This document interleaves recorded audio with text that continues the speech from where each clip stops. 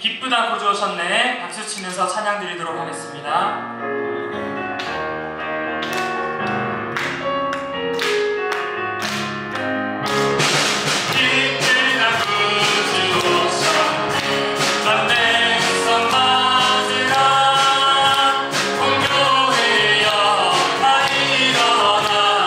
찬양하여라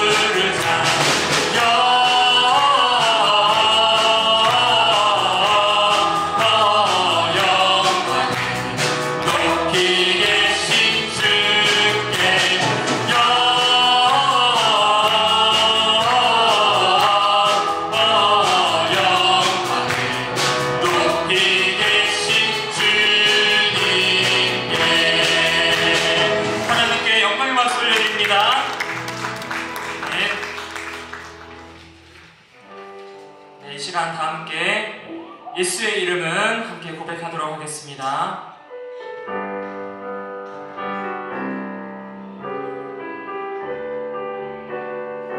예수의 이름은 예수의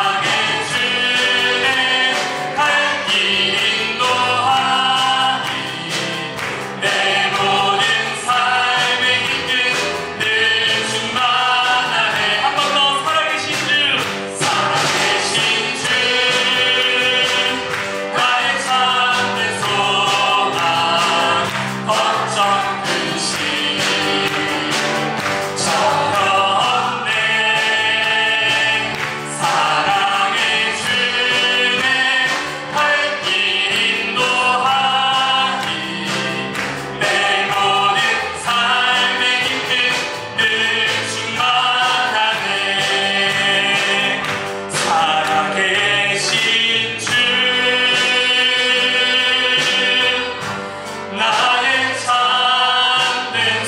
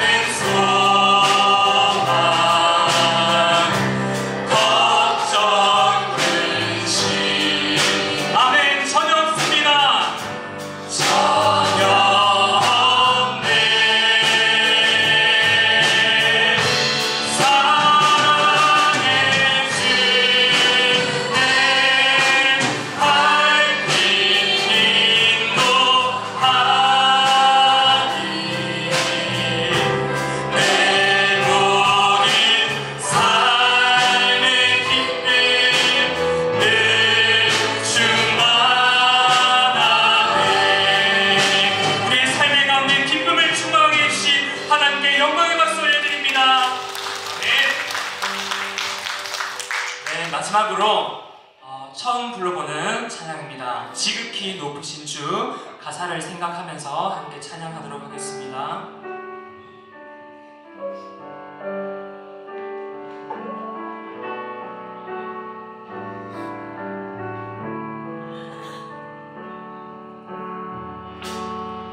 소망 없고 빛도 없는 어두운 세상을 하나님이 사랑하사 우리에게 오셨네. 예언하신 약속대로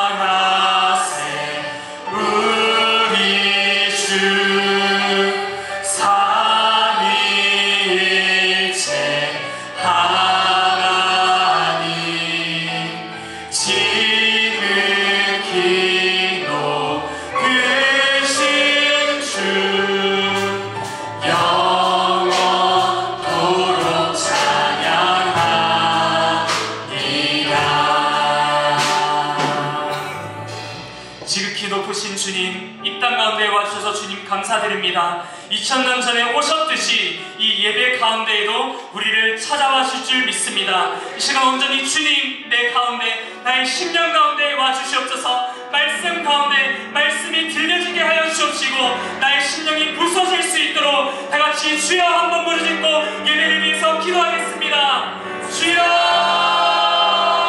우리에게 능력을 주시고 새롭게 하시고 우리의 마음속에 하나님 신과 뜨거운 열정으로 우리를 책임져 주시고 끝까지 함께 하시며 함께 하시고 사랑해 주시옵소서. 우리에게 주시는 일을 함께 해주시고 하나님의 능력으로 은총으로 일로 사랑으로 함께 주시옵소서. 우리 예수님 주시옵소서. 이 모든 간구 예수 그리스도의 이름으로 기원하옵나이다. 아멘.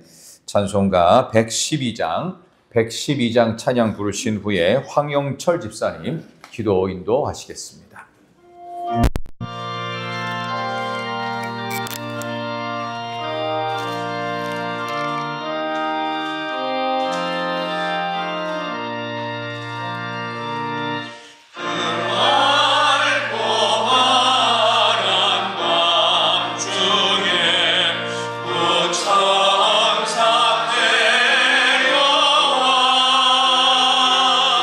그 손에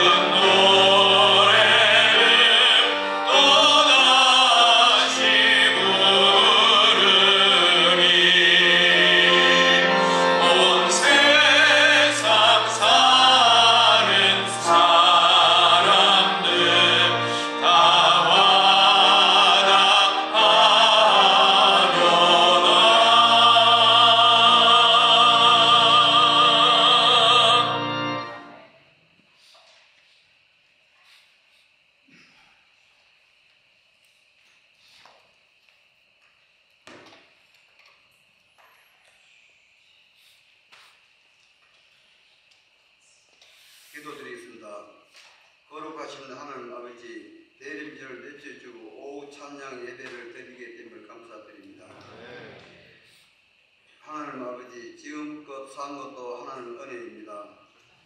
하나님 아버지, 저희들은 물질적인 풍요로움에 마음을 쏟으며 세속적인 삶으로 살아왔으니 불쌍한 죄인들을 용서하여 주옵소서. 하나님, 한 분만 바라보고 말씀 붙들고 살아가는 희락교회 성도가 다 되게 하여 주옵소서. 세상 속에서 이래저래 살다가 먼 날 하나님 앞에 설 때 잘했다 칭찬받는 성도가 다 되게 하여 주옵소서. 하나님 아버지, 믿음이 연약한 저희들에게 말씀 충만케 하옵소서. 맡은 바 사명 잘 감당하게 하옵소서. 자아가 죽고 예수님이 사시는 희락교회 성도들이 다 되게 하여 주옵소서. 교회에 봉사할 때 세매들지 않게 하옵시고 합력하여 선을 이루게 하옵소서. 각 가정마다 건강의 축복, 물질의 축복을 천배 만배 복의 복을 가하여 주옵소서. 내 부모님을 최선을 다해 공경하고 내 이웃을 사랑하게 하옵소서. 예수님을 믿지 않는 영혼들을 불쌍히 여기시며 그 영혼들을 구원받기 위해 힘써 전도하는 희락교회 성도들이 다 되게 하여 주옵소서. 지금은 희락장학회가 아주 작은 계좌시지만 합력하여 선을 이루게 하옵소서. 하나님, 포괄적 차별금지법 7대 이외에 이 나라와 이 민족을 위해 기도하게 하옵소서. 25년 되는 하나님 말씀만 믿고 살아가는 이 민족, 이 나라가 다 되게 하여 주옵소서. 우리 목사님 영육간의 강건함을 주옵시고 생명의 말씀 전하실 때 은혜 받고 순종하며 아멘으로 행하는 희락교회 성도들이 다 되게 하여 주옵시며 이 모든 말씀 예수님 이름으로 기도드립니다. 아멘.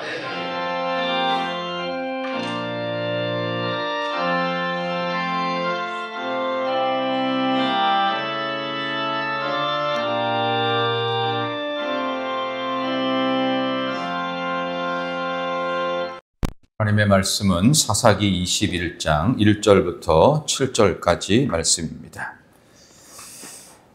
여러분의 성경은 구약 성경 399쪽입니다.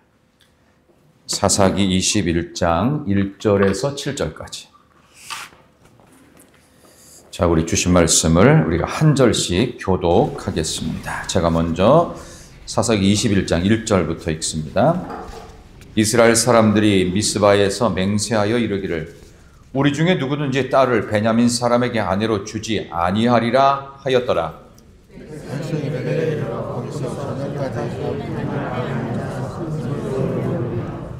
이르되 이스라엘의 하나님 여호와여, 어찌하여 이스라엘에 이런 일이 생겨서 오늘 이스라엘 중에 한 지파가 없어지게 하시나이까 하더니 이튿날 백성이 일찍 일어나 거기에 한 제단을 쌓고 번제와 화목제를 드렸더라.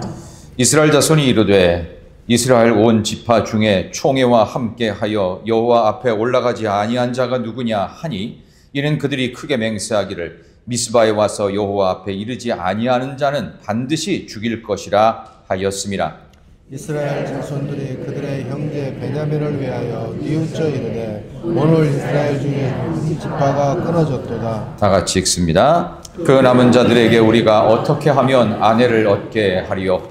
우리가 전에 여호와로 맹세하여 우리의 딸을 그들의 아내로 주지 아니하리라 하였도다. 아멘. 예, 오늘 혹시 성도님들 가운데 특별 찬송이 있으십니까? 고개를 피하지 마시고, 예, 우리 다음 주에는 좀 특별 찬송을 하시면서 올 한 해를 찬양으로 마무리해 주셨으면 하는 것입니다. 우리 찬양대에서도 한번 하시면 좋을 것 같아요. 연습만 하지 마시고 좀 실력 발휘를 좀 이렇게 필드가 있는데 우리 찬양단도 마찬가지입니다. 누구라도 기쁜 마음으로 다음 주에는 특송이 꼭 있기를 바랍니다. 다시 한번 광고를 좀 드린다면 이 예배 후에 우리 기관장 모임이 있다는 거 잊지 마시고 우리 지역아동센터 끝방에서 모여주시기를 바랍니다. 성탄절이 이제 이틀 앞으로 다가왔습니다. 이번 수요일 성탄절에는 여러분들 광고 드린 대로 예년에 했던 것처럼 기쁜 마음으로 우리 성탄 선물 나누어주는 시간도 있으니까 자원하는 마음으로 또 해주시면 우리가 성탄 행운권 추첨할 때 할 수 있도록 그렇게 진행을 하겠습니다. 예, 오늘 주신 말씀을 가지고 왕이 없는 시대 왕이 있는 삶, 왕이 없는 시대 왕이 있는 삶이라는 제목으로 말씀 전하겠습니다.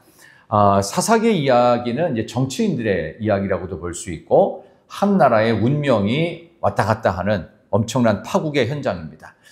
사사기가 끝나고 나면 그 다음에 바로 나오는 책이 뭐죠? 룻기입니다. 그리고 나서 바로 나오는 책이 사무엘상입니다.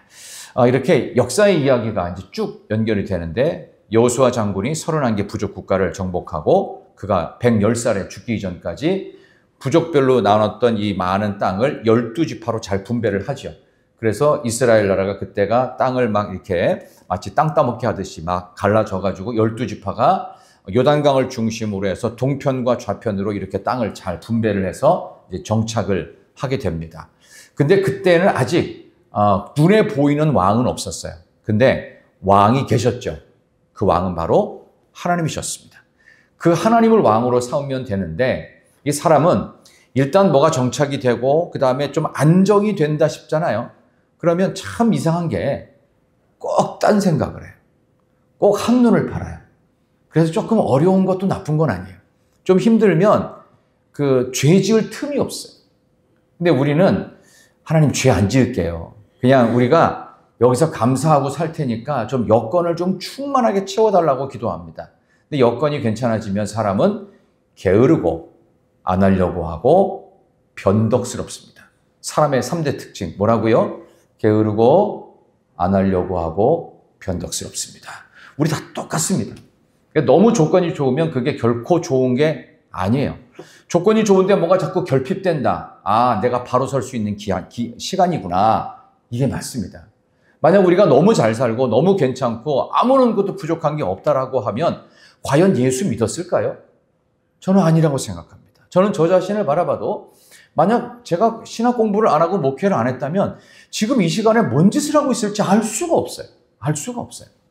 여러분이 만약 예수 그리스도를 몰랐다고 하면 이 시간에 뭐 하고 있었겠어요? 세상 사람들처럼 살고 있지 않았겠습니까? 다행스럽게 가장 망가지기 쉬운 사람 목사시킨 거고요. 그 다음 두 번째 순위 장로시킨 거고 3순위가 안수집사 권사시키는 거예요. 그래서 어쩔 수 없이 여기 붙잡아 놓는 거예요. 이게. 그러니까 그렇게 안 하고도 잘할 수 있는 사람은 세상에 없다.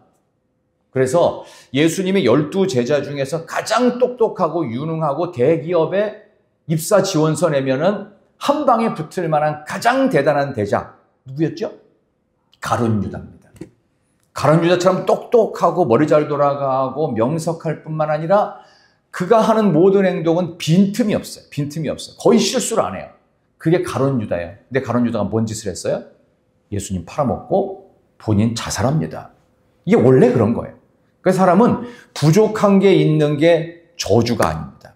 부족한 게 있으면 어떻게 돼요?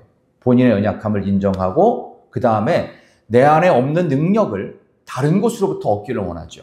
그게 하나님 쪽으로 가면은 위대한 인물이 되는 거고 그게 세상으로 가면 망하는 거죠. 근데 우리는 어떤 길을 선택했어요?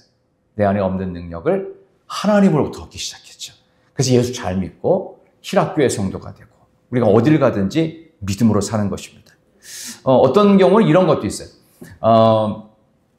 지금 좀 돈이 많은 사람이 있습니다.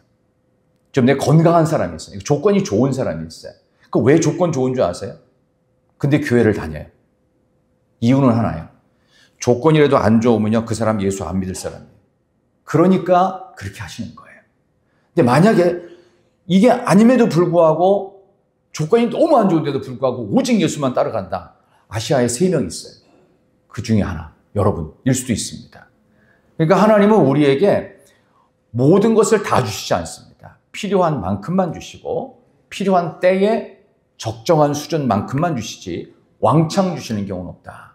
그런 점에서 오늘 이스라엘 백성들에게도 하나님께서 이런저런 좋은 조건을 한꺼번에 가나안 땅이면 젖과 꿀이 흐른다고 하나님이 누누이 광고를 엄청나게 하셨어요. 모세를 통해서.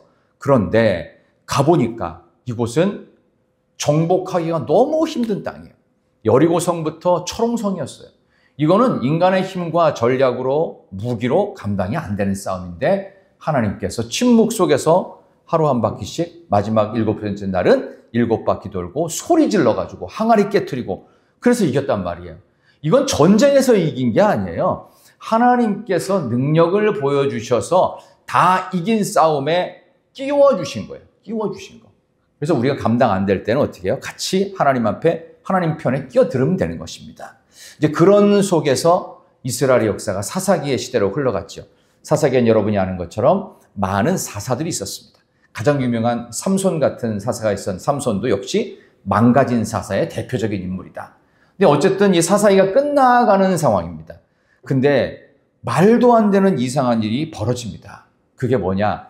입에 담기도 참 죄송한 12토막 살인 사건이 벌어집니다.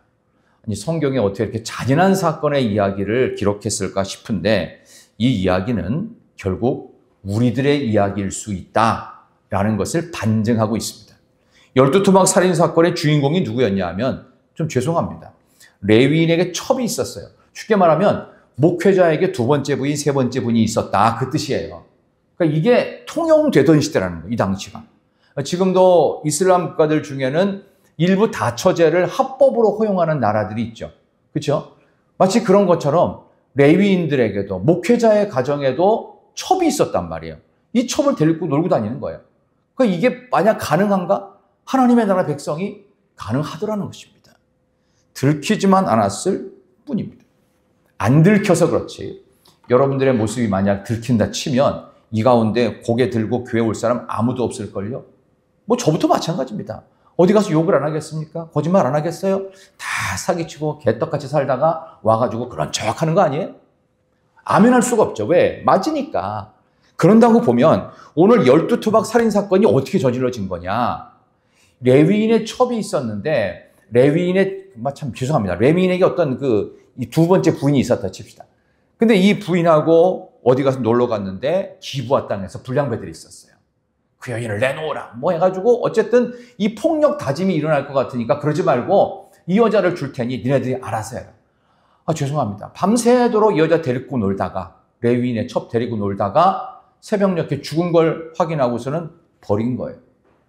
레위인이 화가 났어요. 그래서 이걸 어떻게 처리해? 하나님 앞에 제가 잘못했습니다. 통회 자복하고 두 손 들고 나와야 되는데 안 그랬단 말이에요. 더욱 분노를 발해서 안 되겠다. 본인도 잘못이 큰데 다른 사람의 잘못을 더 크게 본인이 허락했으면서 그래가지고 이 레위인의 첩을 죄송합니다. 12조각을 내서 각 지파의 소포로 배송시켜버려요. 이게 레위인의 첩 12토막 살인사건입니다. 그랬더니 그것을 받아든 모든 12지파의 지파장들이 가만히 있겠었겠어요? 이게 도대체 무슨 일이냐 해가지고 이 일을 저지른 베냐민 지파를 몰살하기 위해서 40만의 군인이 조직됩니다. 베냐민 지파는 다시 말하면 형제 중에 나쁜 일을 한 놈이 있어요. 그 사람을 어떻게든지 벌 주려고 온 국민이 나서는 거예요. 이게 이스라엘 나라에 있었다고요. 이게 성경에도 기록되어 있고 이 비참함 속에서 도대체 이게 무슨 얘기인가 싶은데 지금 우리가 살아가고 있는 지금의 이 현실을 보면 그게 거의 유사하게 일치하고 있습니다. 참 나쁘끄러운 얘기들이 지금 전개되고 있지만 이것은 우리가 살아가고 있는 21세기의 현실과도 비슷하다고 볼 수 있어요. 그래서 3절에 보니까 이렇게 되어 있죠. 한번 읽어볼까요? 3절에 이 사건이 있은 후 백성들이 이렇게 슬픈 이야기가 나옵니다. 21장 3절 시작.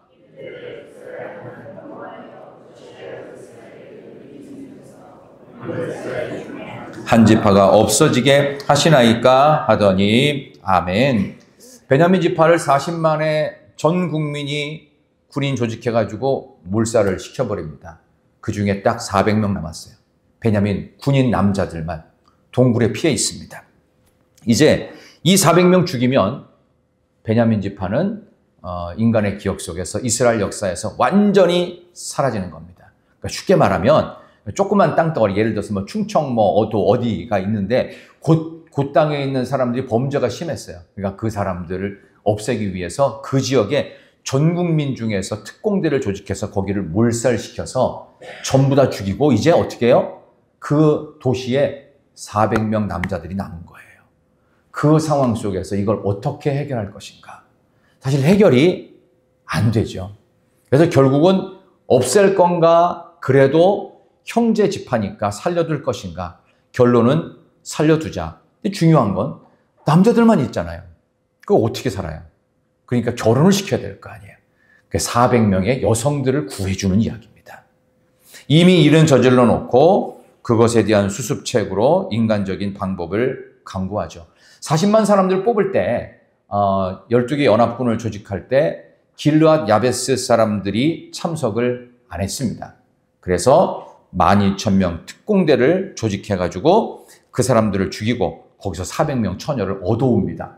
그런 방법이 그들이 생각하는 인간적 방법이었고, 또 실로의 축제를 가가지고 하나님을 경배하는 잔치에 숨어 있다가 거기서 예배하러 온 처녀들을 보쌈에서 데리고 오자. 뭐 이런 방법이 있었어요. 그러니까 뭐 이런 식으로 결국 이 21장의 결론이자 사사기 전체에 왕이 없는 시대, 왕이 있는 삶을 향한 마지막 교훈이 참 슬프게도 나오는 한 구절이 있습니다. 오늘 본문 말씀 우리 21장 맨 마지막 25절을 보겠습니다. 자, 사사기 21장에 25절. 여러분의 성경은 400쪽에 있습니다. 이게 오늘 사사기 전체의 결론입니다. 21장 25절. 앞에도 띄워드렸네요. 그때 시작. 옳은 대로 행하였더라. 아멘.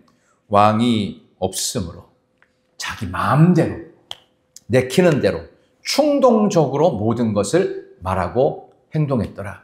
그렇다면 이 성경을 읽는 오고 오는 모든 교회들은 어떻게 해야 되겠느냐라고 하는 반문을 우리에게 주시는 거예요.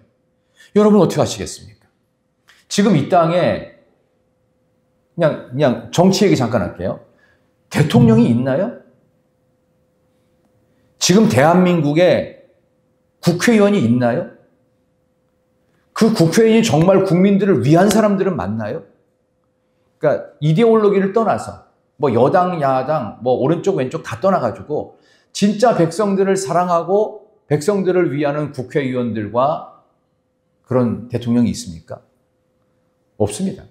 다 자기 밥그릇 싸움에만 혈안되어 있지 않습니까? 근데 우리는 그 사람들 해마다 월급 올려주고 있습니다. 국회의원들 1년 연봉 1억 넘는 거 아시죠? 최소 300명 이상에. 그러니까 최소한 300~400억은 여야 국회의원들 싸움박질 더 잘하라고 우리는 세금을 내고 있습니다. 이런 일이 계속되어야 할까요? 도대체 솔루션이 나오진 않아요. 그러니까 인간적인 방법으로 여기저기 사람들을 데리고 와라, 처녀들을 잡아와라, 실로 축제 가서 몰래 보쌈해와라, 뭐 이런 식의 방법을 쓰지만 이게 진정한 해결책이 되겠냐는 거예요. 안 되죠. 현재 대한민국에서는 정책이나 법 만들어갖고 해결이 되지 않습니다. 이게 지금 대통령 탄핵된 게 좋은 일도 아니고 좋아할 일도 아니고 슬퍼할 일도 아니고 뭐 할 때라고 그랬죠? 기도할 때입니다. 근데 국회의원들이 과연 기도를 할까 하는 그런 의심만이 가득합니다. 어떤 때는 그냥 될 대로 되라, 어떻게 되겠지, 이렇게 생각하시고 자포자기하는 분도 있고 하나님께 철저히 매달려야 될 때다, 이렇게 하면서 나라와 민족의 이름만 꺼내면 슬퍼하고 눈물을 흘리는 분도 계십니다. 그러나 우리 모두 똑같습니다. 우리도 대한민국 국민으로서 이거 부끄러워해야 됩니다. 외국에 이런 얘기를 어떻게 합니까? 한 나라 대통령을 탄핵했다? 이번만 그런 거 아니잖아요. 예전에도 또 그랬어요. 그죠? 이런 일이 지금 3번째 반복되고 있어요. 공식적으로만. 그러니까 대한민국의 미래가 과연 어디 있을까? 특별히 우리 사랑하는 다음 세대들에게 지금 대한민국의 현실에 대해서 뭐라고 설명할 거예요? 이게 누구 잘못일까요? 우리의 실수입니다. 단순히 뭐 누굴 잘못 뽑았다, 잘 뽑았다 이 개념이 아니고 이 나라를 위해서 기도하지 않은 우리 책임이다, 그런 뜻입니다. 필요할 땐 목소리도 내야 되는데 그냥 귀찮죠. 저는 그 얘기도 말씀을 드리고 싶어요. 이건 정치인들 얘기니까 교회는 정치에 대한 이야기를 설교 시간에 해야 됩니까? 말아야 됩니까? 해야 돼요, 말아야 돼요? 제가 한번 옛날에 했다가 좀 이상한 반응이 온 것이 몇 차례 있긴 있었습니다. 근데 중요한 건 할 수 있습니다. 종교분리라는 거를 잘못 알고 있어서 아유, 교회가 왜 정치에 참여하려고 하느냐. 그런 이상한 말에는 속지 마십시오. 할 수 있습니다. 왜냐하면 교회는 어느 정당의 정파 이념과 이데올로기를 앞장세우는 조직이 아닙니다. 교회는 오직 예수 그리스도, 그분 안에서 모든 것을 살리는 조직입니다. 생명 공동체, 유기체적 공동체이기 때문에 교회는 시시비비를 따져서는 안 됩니다. 교회 안에서만 진행되어야 될 비합리적인 성경적 원리만이 지배되어야 됩니다. 그래서 교회는요, 무조건 가족 공동체입니다. 신앙가족이라는 이름을 붙인 이유도 이유가 있는 거예요. 그러니까 저는 오늘 이 말씀을 통해서 이런 결론을 내리고 싶어요. 사랑하는 성도 여러분, 지금 이렇게 한 잘못한 베냐민 지파 사람들에게 벌을 주기 위해서 40만의 전국민 연합군을 가지고 총동원 시켜서 400명 남기고 싹 다 죽였습니다. 폭력으로 공의를 세울 수가 있습니까? 폭력으로 정의를 세울 수 있냐고요? 못 세웁니다. 총으로 일어선 자 반드시 총으로 망할 것이고, 칼로 일어선 자 반드시 본인도 칼로 망합니다. 그렇게 되는 문제가 아니었습니다.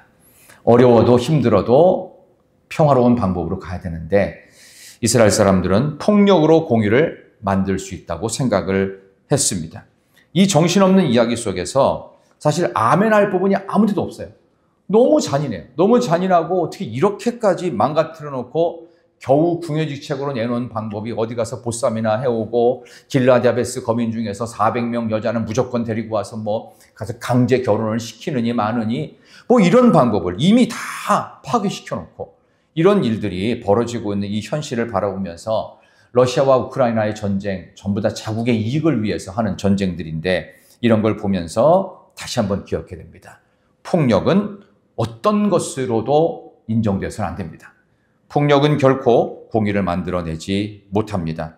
이 부분은 실제로 인류 역사 내내 반복됐던 스토리이기도 합니다. 옳다 생각하는 일을 위해서 전쟁을 벌였던 폭력과 기만의 역사가 우리 인류의 역사이기도 합니다.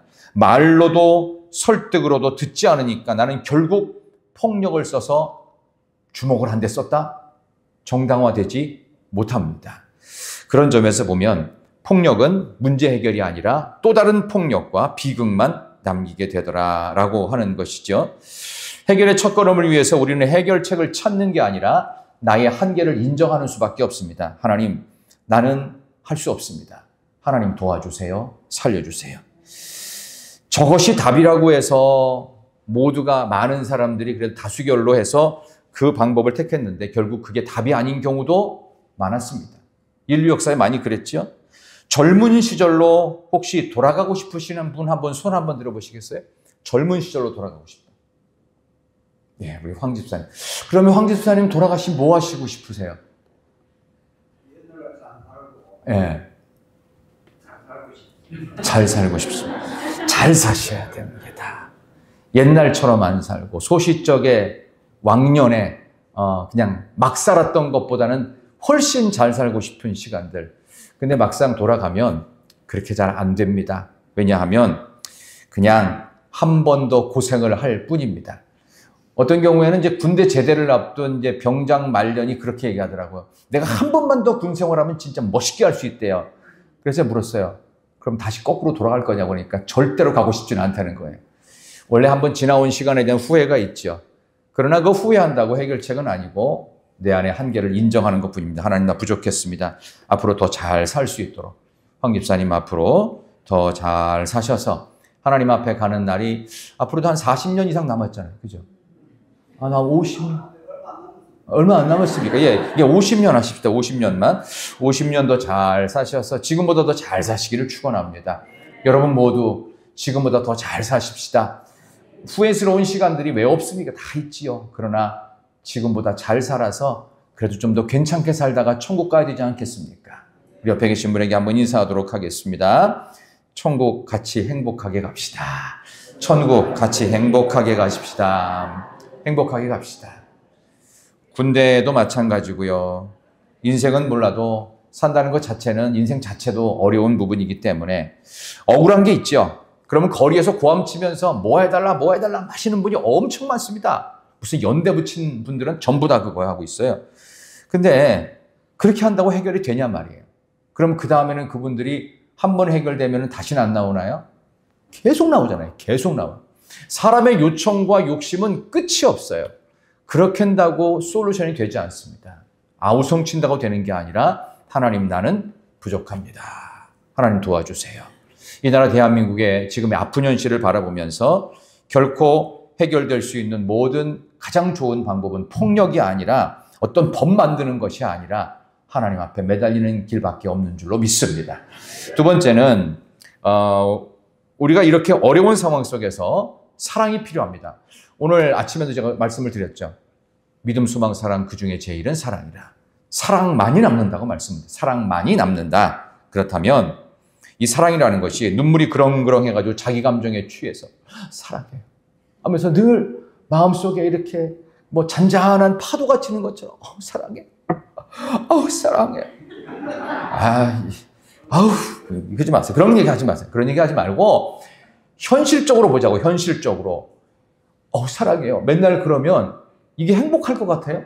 그러니까 예를 들어서 김양수 장로님 이제 지금 현재까지 같이 살고 계신 분은 첫 번째 부인 우리 정경남 권사님이란 말이에요. 그러면 이 권사님이 앞으로 한 40년 더 같이 살 것 같긴 한데 어쨌든 이제 권사님이 맨날 와서 자기야, 오빠 사랑해. 맨날 이래. 아침에도 오빠 사랑해. 저녁에도 오빠 꿈속에서도 나를 잊지 마. 뭐 이런. 정상은 아닌 거예요. 그때는 약간 이제 전두엽에 조금 이상 징후가 있었다고 볼 수 있어요. 근데 오히려 그것보다 잘 자래. 이게 얼마나 멋있어요.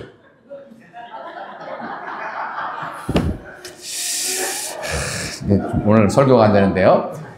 무슨 얘기냐 하면 어제 그저께 제가 금요일 밤에 그 정세호 집사님하고 조선주 집사님한테 좀 신뢰되는 얘기지만 지금은 전우처럼 살고 있지만 옛날에는 얼마나 애틋했냐. 서로 전화 끊기 싫어서 전화 받다가 전화가 얼굴이 뜨거워질 때까지 하다가 스르르 잠들고 아침에 미안해 하면서 또 전화를 하고 자세한 얘기는 만나서 해 자기야. 뭐 이랬잖아요.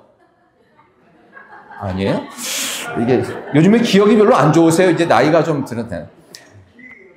실제로 믿음의 전으로 사는 게 훨씬 복된 겁니다. 아멘이 없네요. 오늘따라 이제 호흡이 잘 안 맞는데 믿음 안에 우리는 전우입니다. 영적 군사입니다. 믿음 안에 전으로 사는 게 훨씬 복된 겁니다. 오히려 감정에 치우쳐서 감정적인 얘기, 그 감동적인 얘기 안 해주면 괜히 삐지기나 하고 그러는 것보다는 전우로서 멋있게 살아야 돼요.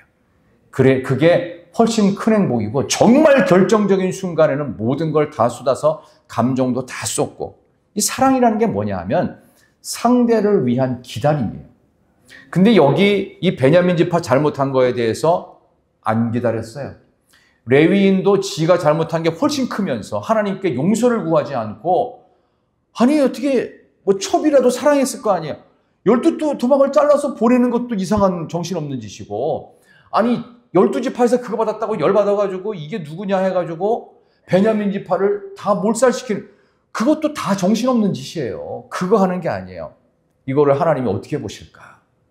사랑이라고 하는 걸로 다시 마지막 답을 찾아가려면 상대를 위하여 기다려줘야 됩니다. 그들이 모여서 미스바에서 기도를 했어야죠. 하나님께 회개를 했어야죠. 근데 그거 안 하고 전쟁을 벌이는 이런 실수, 그것은 기다림도 아니었고 상대를 위한 것도 아니었습니다. 나는 옳고 너는 틀렸으니까 너 혼나야 돼. 넌 죽어도 마땅해. 나는 그 정도 사람은 아니야. 나는 상대적으로 깨끗해. 그거 아닙니까? 나는 떳떳하고 너는 나쁜 놈이고. 이거를 증명하려고 했던 것은 사랑이 아닙니다. 그냥 원한이 쌓인 보복일 뿐이었습니다. 우리는 이래서는 안 되겠다라는 것입니다. 사랑과 대조되는 것은 법과 원칙입니다. 그래서 때로는 법이나 원칙이나 이게 잘 안 맞아도 사랑으로 좀 때로는 덮어주셔야 돼요. 내가 굳이 가서 미안하다고 말을 안 해도 되는데 저 사람이 조금 불편해해요. 그럼 어떻게 해요? 가서 먼저 손 내밀고 마음 좀 풀어라. 그 말을 해야 된다고요. 아멘은 안 하고 고개는 끄덕끄덕 하는데 저는 아멘은 못하지만 알고는 있다고 이거 얘기잖아요. 이거. 그래서 어떻게 이제 연말이 되니까 우리가 좀 그동안 불편했던 사람은 어떻게 해야 되겠어요? 찾아가서 밥 좀 먹자. 커피 좀 마시자 하면서 좀 풀으라고요. 풀으라고. 사랑이란 상대를 위한 기다림입니다. 베냐민 지파 조금만 기다려주고 야, 너 잘못한 거 알지? 어떻게 할 거야? 레위인 당신도 문제야. 와서 미스바에서 다 같이 기도하자. 회개하자. 이랬어야 되는데 이게 서로 남아있는 것은 감정밖에 안 남아있어요. 감정 충만하지 마시고 성령 충만으로. 먼저 손을 한번 내밀어 보십시오. 그러면 웃는 사람 얼굴에 침 못 뱉습니다. 그래서 저는 여러분께 두 가지를 좀 부탁을 하고 싶은데요. 첫 번째는 좋은 표정을 지으셔야 됩니다. 또 하나는요, 조금 더 정직하시면 좋겠어요. 옆에 계신 분에게 한번 연습합시다. 좋은 표정, 내가 지을 수 있는 세상에서 가장 좋은 표정으로 바라보면서 고마워, 시작. 고마워.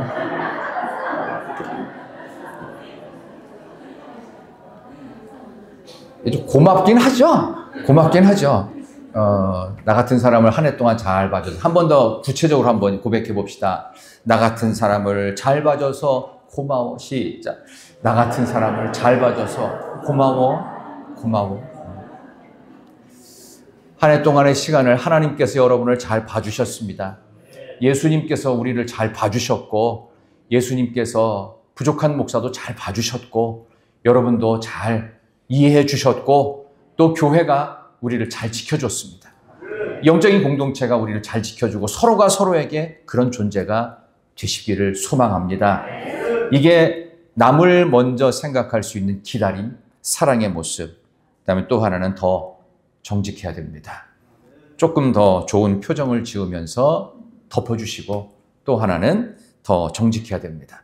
하나님께서 우리에게 주신 성실성과 정직성은 그 무엇보다 소중합니다. 예수님이 제자들에게 정직하셨고요. 정말 성실하셨어요. 성실하셔서 죽기까지 충성하시고 자신의 발가벗은 모습을 보이시면서까지도 십자가에 달리셔서 끝까지 예수님의 품위를 지켜주셨어요. 거기서 못된 말 안 했죠. 가상 7원에서는 가장 아름답고 깨끗한 말씀을 하고 하나님 앞에 가셨습니다. 그 모습이 우리에게 필요한 때다. 저는 이 나라 대한민국이 지금 이렇게 국회의원들이 좀 그만 싸웠으면 좋겠고, 지금 누구 탓할 때 아니에요. 지금 모두가 대통령을 싫어해도 대통령이었고요, 대통령을 좋아해도 대통령이에요. 그럼 어떻게 할 거예요? 그럼 아버지를 좋아하는 사람도 있고 아버지를 싫어하는 자식도 있는데 아버지 아니에요? 아버지 맞단 말이에요. 그럼 인정을 할 건 인정을 해야지. 근데 인정할 것도 인정 안 하고 하면 끝에는 싸움입니다. 싸움입니다. 저 북한 애들이 가만히 있을 것 같지 않다는 불안불안한 마음은 여전히 있다. 이걸 우리가 늘 생각하면서 다시금 이 나라 대한민국 가운데 사랑으로 덮어주기 위하여 상대를 기다려줄 수 있는 여유로움이 있는 그런 대한민국, 그런 우리 교회 가정되시기를 진심으로 소망합니다. 마지막은요, 하나님을 아는 자의 명예를 지켜가야 합니다. 하나님을 아는 자의 명예. 우리 반주를 좀 하고 싶으신 것 같은데, 우리 다음 주에는 우리 김원희 권사님의 올간 독주로 한번 이렇게 특송을 해도 아주 좋을 것 같습니다. 아멘은 안 하시고 웃기만 하고, 예. 하나님을 아는 자의 명예를 지켜야 된다. 이거는 예수 믿는 자로서의 품위가 중요하다. 그런 뜻이 되겠습니다. 매일 만나는 우리의 일상이 있어요. 일상이 있어요. 내일도 이제 월요일, 화요일 지나가죠. 수요일, 목요일 쭉 지나가고 성탄절 넘어가는데, 일상 속에서 우리의 길을 성령이 원하시는 길을 선택하셔야 됩니다. 그래서 믿음의 길을 선택해야 되고 은혜의 길을 선택해야 된다. 그게 하나님을 아는 자의 명예를 갖고 사는 것입니다. 일상 속에서 가면 쓰지 말고 성도로서 명예롭게 사십시오. 죽을 것 같은 자리가 있고요. 아무도 알아주지 않는 자리가 있고 가능성이 없는 도전만 해야 되는 일상이 있을 수도 있어요. 그때 하나님이 친히 우리를 이끌어 가시도록 하나님께 여러분의 삶의 시간들을 맡기십시오. 그러면 하나님이 여러분을 분명히 이끌어 가십니다. 제가 예전에 그런 한번 예화를 드린 적이 있는데, 오래전 얘기입니다. 제가 아동부 교육전도사를 하면서 그때 교회가 지금은 좀 그 교회 커졌는데 교회가 쬐끔해서 성가대 지휘를 한 적도 있었어요. 동시에 두 가지를 했어요. 근데 그때 저희 아동부 부장님께서 계셨는데 그분이 지금은 장로님, 옛날에는 안수 집사님이었습니다. 그 교회에서 오랜 동안 자라났던 분입니다. 근데 어느 날은 제가 이제 그 교육전사니까 평소엔 집에 있잖아요. 집에 있고 학교 갔다가 막 신대원 다니고 막 그랬는데, 갑자기 아동부 부장 집사님께서 한번 전화를 해줬으면 좋겠다라는 생각이 불현듯 밀려옵니다. 그러니까 백동순 권사님하고 정경남 권사님은 전사님한테 가끔 전화를 해야 돼. 그냥 괜히 전화하는 거예요. 일 때문에 전화하는 게 아니고, 전도사님, 별일 없지요? 하면서 물어보고서 밥은 먹었는지 괜히 한번 좀 전화해보고 싶어 전화할 때가 있어야 돼요. 근데 갑자기 그런 생각이 막 들었어요. 하나님, 전화 한 통만 받았으면 참 좋겠다라는 생각이 딱 들었는데, 거짓말 같은 일은 일어났습니다. 전화가 왔겠어요? 안 왔겠어요? 왔을까요? 왔습니까? 어떻게 합니까? 김장 집사님 어떻게 해요? 역시 안수 집사 출신이라서 아시는 것 같은데 왔습니다. 근데 이분도 특이하다는 거예요. 아니 그냥 전사님한테 전화하고 싶었대요. 그 이유가 있어 한 게 아니에요. 그냥 하고 싶었다는 거예요. 그게 어찌 보면 이 작은 전화 한 통도 내가 누군가에게 전화하고 싶고 누군가가 생각나는 사람이 있어요. 그럼 전화를 그냥 걸면 됩니다. 아우 귀찮아, 나도 지금 할 일이 많은데. 근데 아무리 바빠도 뭔가 생각이 나는 사람이 있고 그러면 전화를 하시는 것이 은혜입니다. 그게 하나님을 아는 자로서의 명예를 지켜가고 그 사람한테 괜히 전화해서 특별히 할 말은 없지만 그냥 잘 지내라고 안부 전하는 것도 아주 작은 실천이다. 저는 그렇게 믿습니다. 저는 그걸 통해서 굉장히 기뻤어요. 일주일을 살아갈 힘을 얻는 것 같은. 그래서 내가 그 당시에 아동부를 위해 기도해야지. 그다음에 성가대 지휘자니까 그 당시에 소프라노, 엘토, 테너 베이스를 위해서 기도해야지. 막 그런 생각이 생기더라고요. 그렇죠?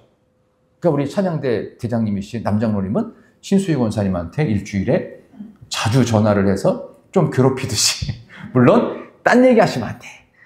잘 지내지? 건강해라. 그거까지 다시 한번 잘 지내지? 건강해라. 그거까지만 하면 돼요. 그러니까 뭐냐 하면 그냥 편안한 그냥 인간적인 안부예요.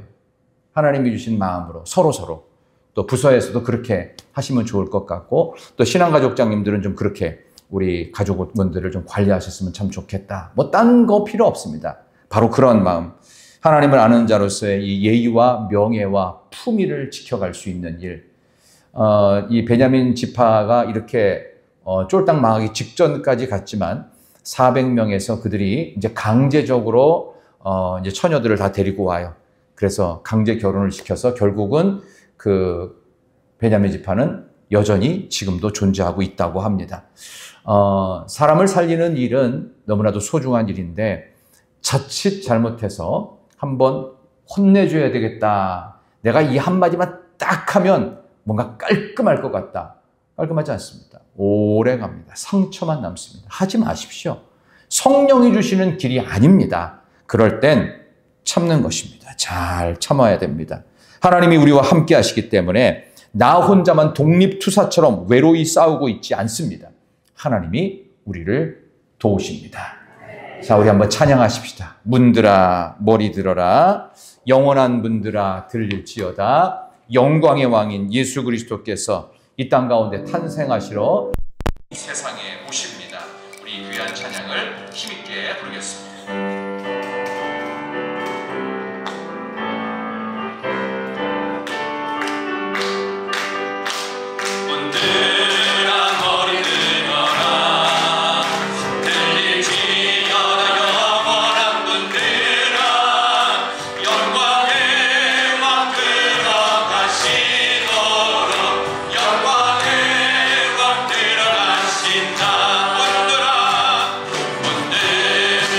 머리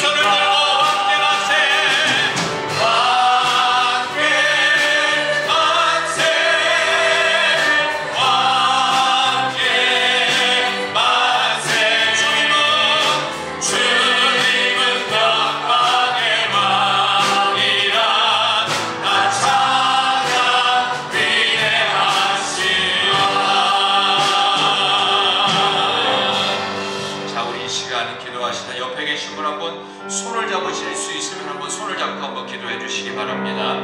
하나님, 우리가 지난 한 해를 은혜롭게 살면서 오늘 이제 51번째 주일입니다. 성탄 주일입니다. 하나님, 우리가 살아가는 시대 속에 왕이 없는 시대 속에 영원한 왕이 되신 하나님과 함께 살아갈 수 있도록 특별히 내 손잡은 분의 기도의 제목이 아버지 하나님 올해가 가기 전에 응답되게 해달라고 우리 간절한 마음으로 1분 동안만 통성으로 기도하겠습니다. 아버지 하나님, 간절한 심정으로 기도합니다. 함께 손을 잡은 우리 사랑하는 형제 자매들의 모든 간구를 하나님께서 응답해 주시기를 원합니다. 2024년 한 해를 살아가면서 아버지 하나님 많은 기도의 제목을 갖고 하나님께 매달리면서 신앙생활하고 헌신하였습니다. 오늘 이 시간 간절한 심정으로 51번째 주일에 오후 찬양 예배를 드리면서 아버지 하나님 성탄의 기쁨을 함께 나누기를 소망하면서 지금 이 나라 대한민국의 어려운 현실 속에서 메리 크리스마스를 다시 외치며 폭력으로는 더 이상 포기를 만들어낼 수 없음을 오히려 상대를 향한 기다림으로 아버지 기다려줌으로 진정한 사랑으로 온 나라가 하나님의 은혜 가운데 성탄에 오시는 예수 그리스도의 메리 크리스마스의 사랑으로 온 나라가 뒤덮이게 하여 주시옵소서. 하나님을 아는 자의 품위를 지켜가면서 믿음으로 은혜로 살게 도와주시옵소서. 좋은 균형을 짓고 아버지는 그 하나님 앞에서 정직하고 사람들 앞에서 성실성과 정직성으로 아버지 우리의 삶이 새로워지게 도와주시기를 원하고 또 원합니다. 아버지는 결코 우리는 혼자가 아닙니다.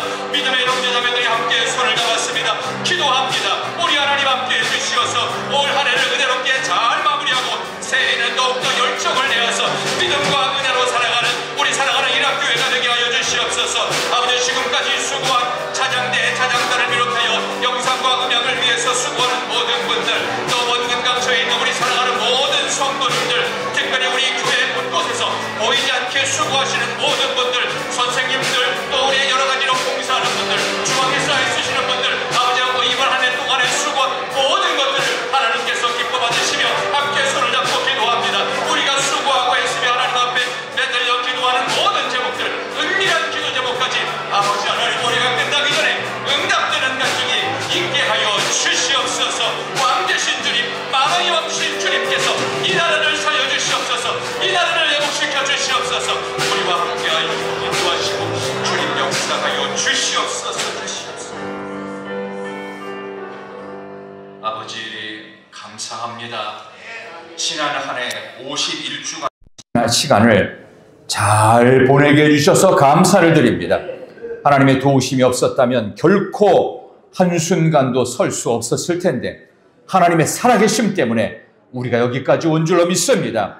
이제 남겨진 한 주간의 시간을 믿음 안에 잘 보낼 수 있도록 주님 역사하여 주시옵소서. 기도에 응답하여 주시옵소서. 혼돈 속에 빠져있는 대한민국을 살려 주시옵소서. 위정자들 정신 차리고 기도하게 하여 주시옵소서. 우리 교회를 하나님의 은혜의 터전으로 다시금 화해하고 하나 되어서 믿음에 정진하는 진정한 부흥하는 희락교회가 되게 하여 주시옵소서. 예수님의 이름으로 기도드리옵나이다. 아멘. 너는 시냇가에 다 같이 일어나 찬양합니다.